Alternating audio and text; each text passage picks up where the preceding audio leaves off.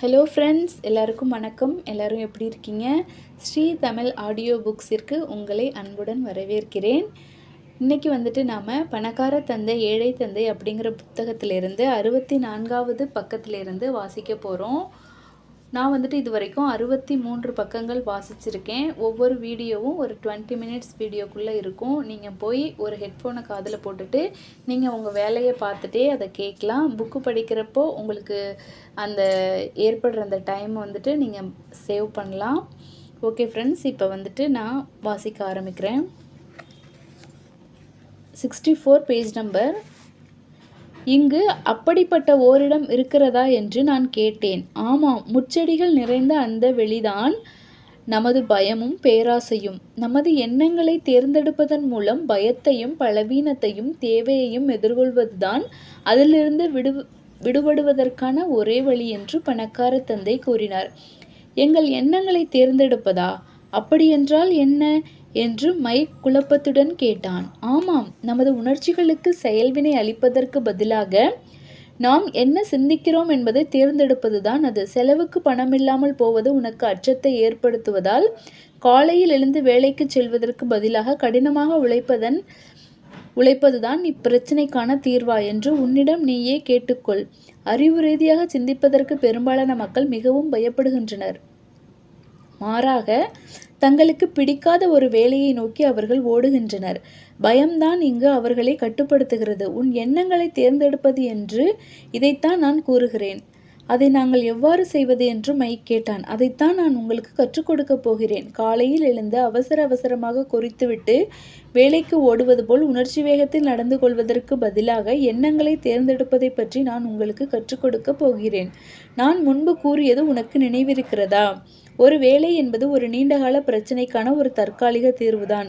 பெரும்பாலான மக்களின் மனதில் ஒரே ஒரு பிரச்சனை தான் இருக்கிறது. அது ஒரு குறுகிய கால பிரச்சனையும் கூட. மாத இறுதியில் செலுத்த வேண்டிய கட்டணங்கள் தான் அது.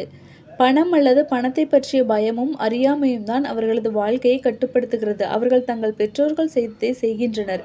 வேறு வழி ஏதேனும் இருக்கிறதா என்று தங்களை கேட்டுக்கொள்ள நேரம் எடுத்துக்கொள்ளாமல் அவர்கள் ஒவ்வொரு நாளும் காலையில் எழுந்து பணத்திற்காக வேலைக்கு செல்கின்றனர். இப்போது அவர்களது மூளைக்கு பதிலாக அவர்களது உணர்ச்சிகள் அவர்களது சிந்தனையை கட்டுப்படுத்துகின்றன. மூளையால் கட்டுப்படுத்தப்படும் சிந்தனைக்கும் உணர்ச்சிகளால் கட்டுப்படுத்தப்படும் சிந்தனைக்கும் இடையே என்ன வேறுபாடு என்று உங்களால் கூற முடியுமா என்று மைக் கேட்டான். நிச்சயமாக, இதை நான் எல்லா நேரங்களிலும் கேள்விப்படுகிறேன். எல்லோரும் வேலை பார்த்தாக வேண்டும். பணக்காரர்கள் அனைவரும் குறுக்கு புத்திக்காரர்கள். இன்னொரு வேலை எனக்கு கிடைக்கும். சம்பள உயர்வுக்கு நான் தகுதியானவன்தான். யாரும் என்னை வற்புறுத்த முடியாது. இது பாதுகாப்பான வேலையாக இருப்பதால் இது எனக்கு பிடித்திருக்கிறது போன்ற பல விமர்சனங்களை நான் அடிக்கடி செவிமடுக்கிறேன். ஆனால் யாரும் நான் இங்கு எதையேனும் கவனிக்காமல் அல்லது கண்டுகொள்ளாமல் இருக்கிறேனா என்று கேட்பதில்லை. இது நீ உணர்ச்சி ரீதியான சிந்தனையில் இருந்து விடுபட்டு தெளிவாக சிந்திப்பதற்கு உனக்கு நேரத்தை கொடுக்கிறது என்று பணக்கார தந்தை கூறினார். நாங்கள் மீண்டும் கடைக்கு திரும்பி சென்றோம். அப்போது பணக்காரர்கள் உண்மையிலேயே பணத்தை உருவாக்குவதாக பணக்கார தந்தை கூறினார். அவர்கள் பணத்திற்காக வேலை செய்வதில்லை என்று விளக்கினார். பணத்தை உருவாக்குவதாக நினைத்து கொண்டு நானும் மைக்கும் ஈயத்தை காய்ச்சி 5 சென்ட் நாணயங்களை உருவாக்கிய போது கிட்டத்தட்ட பணக்காரர்கள் சிந்திக்கும் அதே விதத்தில் எங்கள் சிந்தனை அமைந்திருந்தது. ஆனால் பிரச்சனை என்னவென்றால் அரசாங்கமும் வங்கிகளும் பணத்தை உருவாக்கினால் அது சட்டப்பூர்வமானது. அதையே நாங்கள் செய்தால் அது சட்டத்திற்கு புறம்பானது. எதுவும் இல்லாமலேயே சட்டப்பூர்வமான பணத்தை உருவாக்குவதற்கான வழிகள் இருப்பதாக பணக்கார தந்தை எங்களிடம் கூறினார். பணம் என்பது ஒரு மாயை என்றும் அது கழுதைக்கு காட்டப்படும் கேரட் போன்றது என்றும் அவர் விளக்கினார். பயம், பேராசை ஆகியவற்றில்தான் கோடிக்கணக்கான மக்கள் பணமென்னும் மாயையை கட்டுண்டு கிடக்கின்றனர். ஆனால் பணம் உண்மையானது அல்ல, அது உருவாக்கப்படுகின்ற ஒன்று என்பதை மக்கள் உணர்வதில்லை. பின்னர் அமெரிக்க நாணயம் எவ்வாறு அச்சிடப்படுகிறதோ அதற்கு ஒரு மதிப்பில் தங்கமும் வெள்ளியும் அரசாங்கத்தால் சேமித்து வைக்கப்படுகின்றன என்று அவர் விளக்கினார். ஆனால் ஒரு நாள் அமெரிக்க நாணயத்திற்கு இந்த பாதுகாப்பு இல்லாமல் போய்விடும் என்று நிலவுகின்ற வதந்தி அவரை கவலைக்கு உள்ளாக்கியது. இது நிகழ்ந்தால் எல்லாம் சின்னாபின்னமாகிவிடும். ஏழைகள், நடுத்தர வர்க்கத்தினர், அறியாமை மிக்கவர்கள் ஆகியோரின் வாழ்க்கை பாழாகிவிடும். ஏனெனில் பணம் உண்மை என்றும் தாங்கள் வேலை பார்க்கும் நிறுவனமோ அல்லது அரசாங்கமோ தங்களை கவனித்து கொள்ளும் என்றும் அவர்கள் தொடர்ந்து நம்புவர். அவர் என்ன பேசிக்கொண்டிருந்தார் என்பது உண்மையிலேயே அன்று எங்களுக்கு புரியவில்லை. ஆனால் அவர் கூறியது காலப்போக்கில் அதிக அர்த்தம் வாய்ந்ததாக அமைந்தது. மற்றவர்கள் பார்க்க தவறுகின்ற விஷயத்தை பார்ப்பது.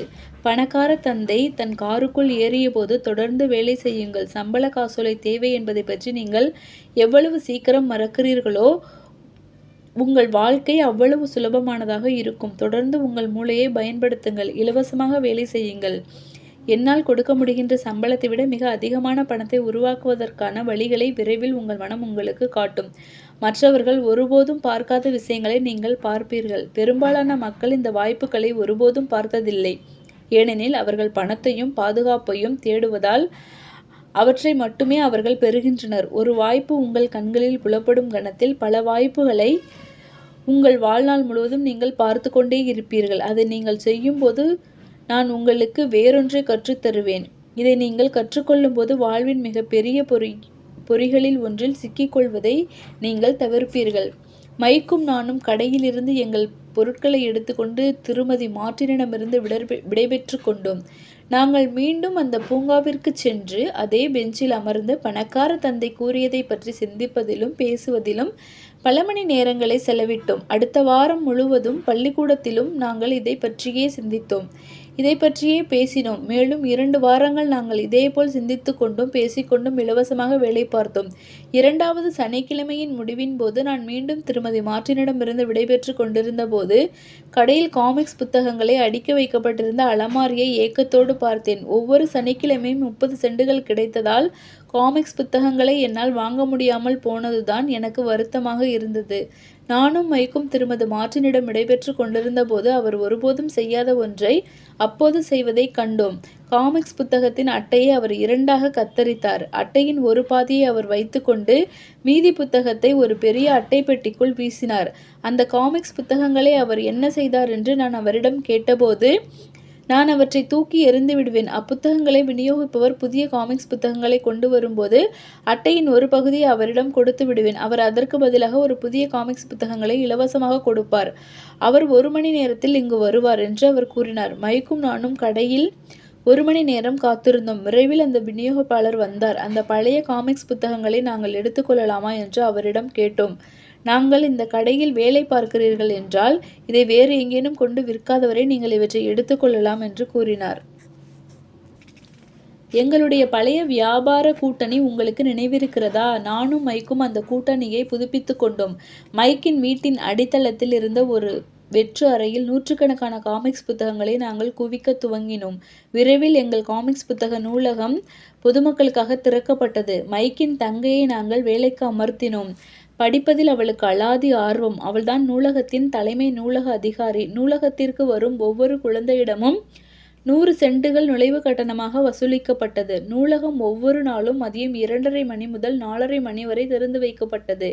2 மணி நேரத்தில் தாங்களால் படிக்க முடிந்த காமிக்ஸ் புத்தகங்களை அக்குழந்தைகள் அங்கு படிக்கலாம். அவர்களுக்கு அது ஒரு நல்ல ஏற்பாடாக இருந்தது. ஏனெனில் ஒரு புதிய புத்தகத்தின் விலை 10 சென்டுகள் என்று இருந்த சமயத்தில் எங்கள் நூலகத்தின் அதே 10 சென்டுகளுக்கு 2 மணி நேரத்தில் அவர்களால் 5 அல்லது 6 புத்தகங்களை படிக்க முடிந்தது. குழந்தைகள் திரும்பி சென்றபோது அவர்கள் எந்த புத்தகங்களையும் தங்கள் வீட்டில் வைத்து படிப்பதற்கு எடுத்து செல்லவில்லை என்பதை மைக்கின் தங்கை உறுதி செய்தாள். அவள் நூலகத்தின் கணக்கு வழக்குகளையும் பார்த்து கொண்டாள். ஒரு நாளைக்கு எத்தனை குழந்தைகள் வந்தனர் என்பதையும் யாரெல்லாம் வந்தனர் என்பதையும் அவர்கள் ஏதேனும் பரிந்துரைகள் கொடுத்தால் அவற்றையும் குறித்து வைத்தாள்.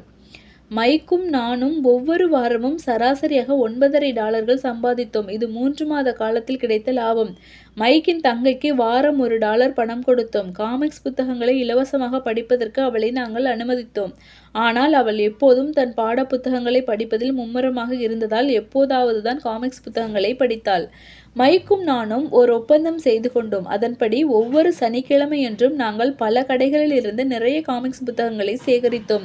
அவற்றை நாங்கள் விற்கவில்லை. இதன்படி விநியோகிப்பாளரிடம் நாங்கள் கொடுத்த வாக்குறுதியையும் நாங்கள் மீறவில்லை. புத்தகங்கள் மிகவும் நொய்ந்து போனவுடன் அவற்றை நாங்கள் எரித்தோம். ஒரு கிளை அலுவலகத்தை துவக்க நாங்கள் முயற்சித்தோம். ஆனால் மைக்கின் தங்கையைப் போல் நம்பகமான ஓர் நபர் எங்களுக்கு கிடைக்கவில்லை. நல்ல ஊழியர் கிடைப்பது எவ்வளவு கடினம் என்பதை சிறு வயதிலேயே நாங்கள் தெரிந்து கொண்டோம். நூலகத்தை துவக்கிய 3 மாதங்களுக்கு பிறகு எங்கள் நூலகம் அமைந்திருந்த அறையில் நெருப்பு பற்றியது. பக்கத்து தெருக்களில் இருந்து வந்த சில விஷமக்கார சிறுவர்கள் வேண்டுமென்றே இதை செய்திருந்தனர். நாங்கள் எங்கள் வியாபாரத்தை மூட்டை கட்டிவிடுவது என்று மைக்கின் தந்தை எங்களிடம் பரிந்துரைத்தார். எனவே எங்கள் காமிக்ஸ் புத்தக வியாபாரம் இழுத்து மூடப்பட்டது. சனிக்கிழமைகளில் மைக்கின் தந்தையின் கடையில் வேலை செய்வதை நாங்கள் நிறுத்திவிட்டோம். ஆனால் பணக்கார தந்தை மிகவும் உற்சாகமாக இருந்தார். அவர் பல புதிய விஷயங்களை எங்களுக்கு கற்றுக் கொடுக்க விரும்பினார். எங்களது முதல் பாடத்தை நாங்கள் சிறப்பாக கற்றுக்கொண்டதால் அவர் மிகவும் மகிழ்ச்சியாக இருந்தார். நாங்கள் கற்ற பாடம் இதுதான். பணத்தை எங்களுக்கு வேலை செய்ய வைப்பதற்கு நாங்கள் கற்றிருந்தோம். கடையில் நாங்கள் சம்பளமின்றி வேலை பார்த்தது பணத்தை சம்பாதிப்பதற்கு ஒரு வாய்ப்பை கண்டுபிடிப்பதற்கு எங்கள் கற்பனையை பயன்படுத்த எங்களை கட்டாயப்படுத்தியது. ஒரு நூலகத்தை துவங்கியதன் மூலம் எங்களுக்கு பொருளாதாரம் எங்கள் கட்டுப்பாட்டில் இருந்தது. நாங்கள் எந்த முதலாளியையும் சார்ந்திருக்கவில்லை. நாங்கள் இல்லாமலேயே எங்கள் வியாபாரம் எங்களுக்கு பணத்தை உருவாக்கி கொடுத்தது.